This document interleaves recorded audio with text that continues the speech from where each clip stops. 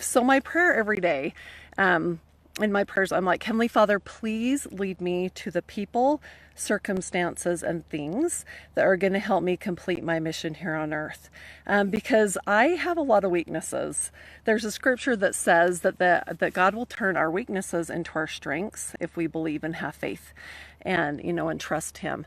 And so I have a lot of character weaknesses, and some of my, and even like physical weaknesses, like I'm just not a techie kind of person. So if I want something to happen, then I've got to find someone in my life that's going to help me with that, right?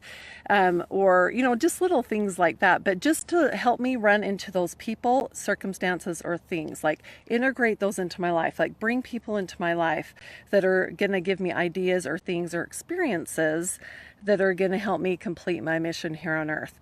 And some of those experiences are learning experience. Well, they're all learning, right? But some of them are positive. Some of them teach us really good lessons because they're, I don't want to say negative, but sometimes we have to learn the hard way, but we do learn, right? But for God to bring those people, circumstances, and things into my life to help me to move forward and complete my mission here on earth. I know that we are all where we're supposed to be at this time. God has his hand in all things. And sometimes it's hard to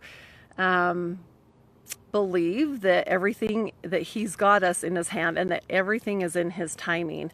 But I know that I'm where I'm supposed to be. As hard as it's been for me and through this trial and through this funk and everything, that I've been through recently, and everybody has their stuff, and as people are sending me messages through Facebook and texts and things like that, they're like, oh my gosh, thank you for your messages because this is what I've been going through.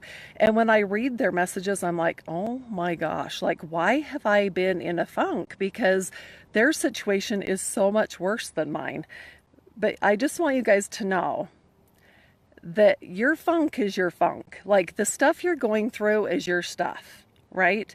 I mean, I am so incredibly thankful that my husband can, like, he can get ready himself. Like, even, I mean, he's been through a lot, but he's good. Like, as far as all, like, I don't have someone that I have to physically take care of a ton, but there's people out there that have husbands that are paraplegics or things like that, and I'm like, oh, I'm just so grateful.